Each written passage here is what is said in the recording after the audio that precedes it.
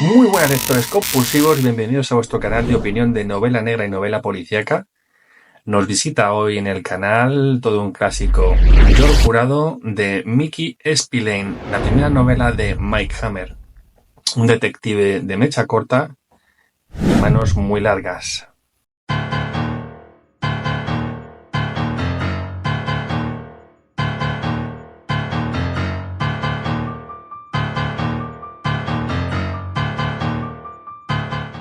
Mickey Spillane, cuyo nombre real era Frank Morrison Spillane, nació el 9 de marzo de 1918 en Brooklyn, Nueva York, y falleció el 17 de julio de 2006 en Murrells Inlet, Carolina del Sur. Fue un destacado escritor estadounidense de cómics y novela negra, conocido principalmente por su serie de libros protagonizadas por el detective privado Mike Hammer. Spillane fue un pionero del subgénero hardboiled dentro de la novela negra, caracterizado por sus detectives duros y cínicos, y tramas que incluían violencia y sexualidad. Otros títulos del autor podrían ser Mi pistola es veloz, Asesino mío y Un policía anda suelto.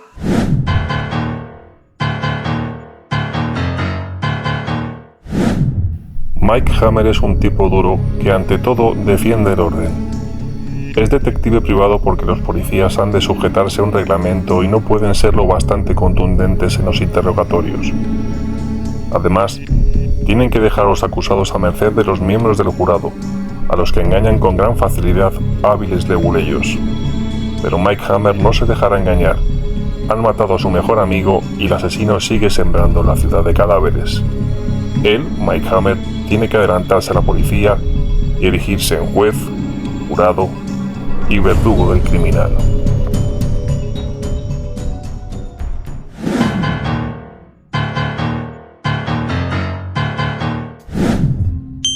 El tema de la novela lo podemos encontrar ya directamente desde el título.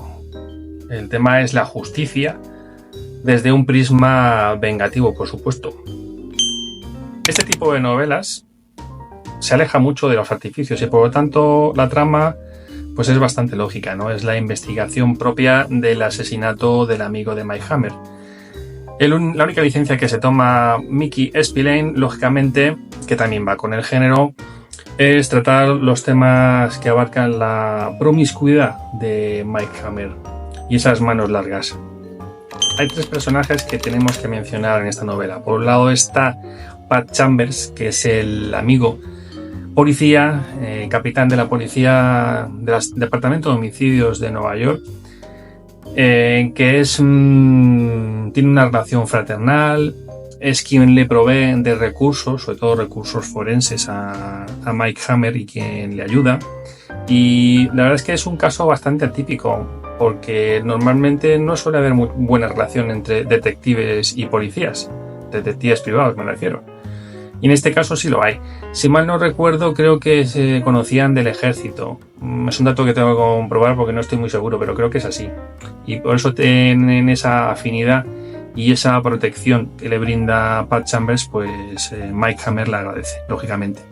Por otro lado también está Belda, la sempiterna secretaria de Mike Hammer, que tiene una relación bastante peculiar. Por un lado es casi como si fuera su madre, ya que Mike Hammer pues tiene conductas infantiles en algunos casos y también tiene una relación muy particular porque está permanentemente enamorada Belda de su jefe, de Mike Hammer. Sin embargo, pues tienen una relación de un toma y daca, ¿no? Es un poco como Moneypenny y James Bond.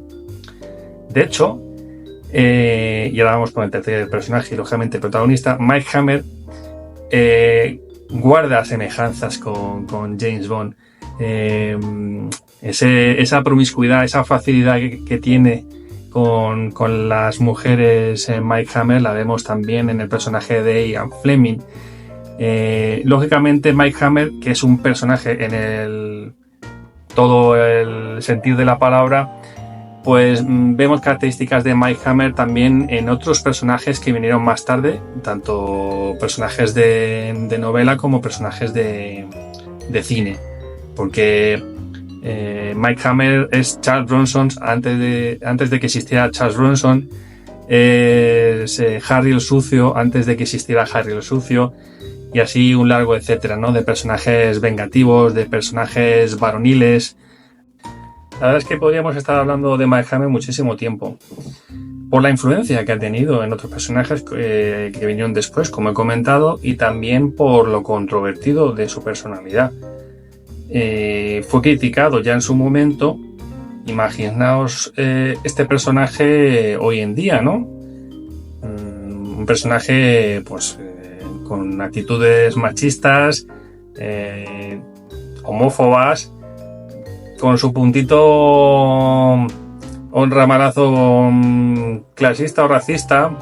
Tiene según qué contestaciones con los criados negros que, en fin.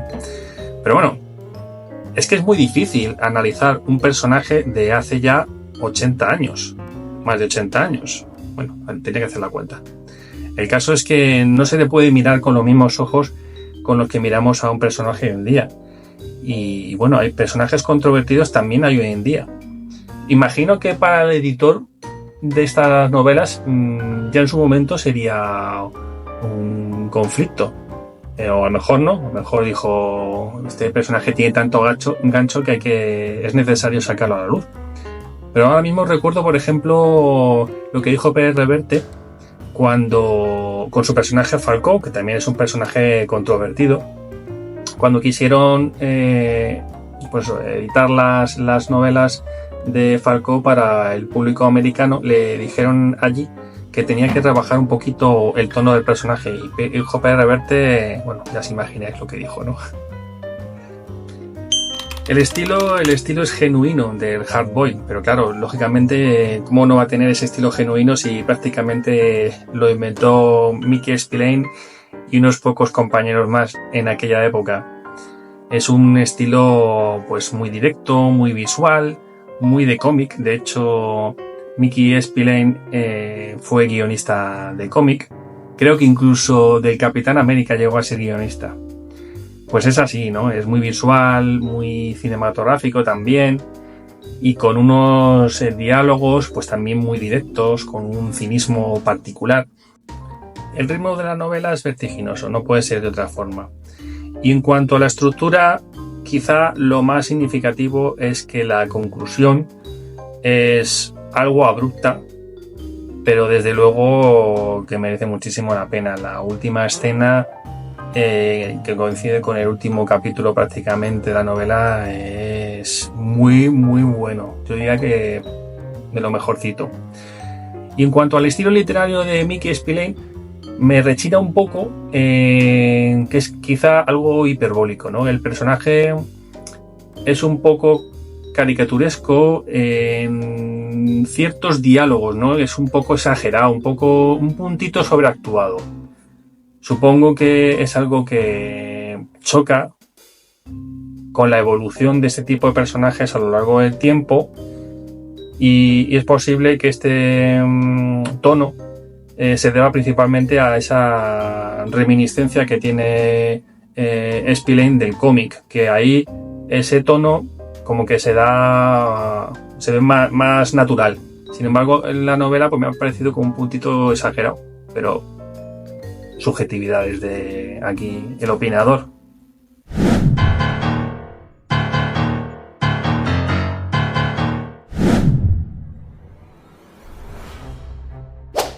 Bueno, pues llegó el momento de decidir qué valoración, con B de bala, vamos a darle a esta novela, a este clásico.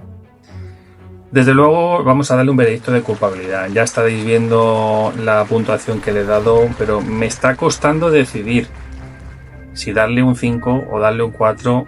Es que no sé. Pero ¿cómo le vas a dar un 5? ¿No te acuerdas que habías intuido quién era el asesino? ¿Cómo le vas a dar un 5? ¿Tienes que darle un 4 o un 3, qué sé yo? No puedes darle menos de un 4. Ha intuido quién es el asesino porque ya conocía ciertos detalles del personaje. Ha dicho que estaba sobreactuado y que el estilo no le gustaba mucho. No. Lo que ha dicho... Bueno, pues eso. Es que le parecía que estaba un poco sobreactuado. Olvidaba comentar a quién creo que le puede gustar esta novela o a quién se la recomendaría. Se la recomendaría a aquellas personas que quieran averiguar cuáles son los orígenes del género negro y del hardboiled, y no se la recomendaría a aquellas personas que les puede herir y pueden tener susceptibilidades con un personaje que no es un personaje blanco, por ejemplo, una feminista. Pues eso ha sido todo, amigos. Muchas gracias por acompañarme en este viaje como siempre. He disfrutado muchísimo haciendo el vídeo, diría que más que nunca, y mucho más lógicamente leyendo la novela. Por cierto, Miguel Ángel, muchas gracias por la recomendación. Y ahora me toca a mí recomendaros a vosotros un podcast maravilloso que he conocido hace poco, El Rincón Criminal de José Antonio Algarra. Encontraréis escritores, sugerencias de lectura y un montón de cosas más que os harán entretener durante bastante tiempo. Yo de hecho llevo unos cuantos capítulos y ya me falta todavía un montón. Y es que voy como el conejo de Alicia en el País de las Maravillas, que llego tarde a todos lados, tengo un retraso importante. Lo que pasa que en vez de reloj lo que tengo es una lista de espera de lecturas que ni os cuento. Si os ha gustado el vídeo, por favor, dadle a like, suscribiros al canal si no lo estáis y por favor evangelizad este vídeo entre vuestros lectores compulsivos más cercanos. Si os quiere, un abrazo, amigos, chao.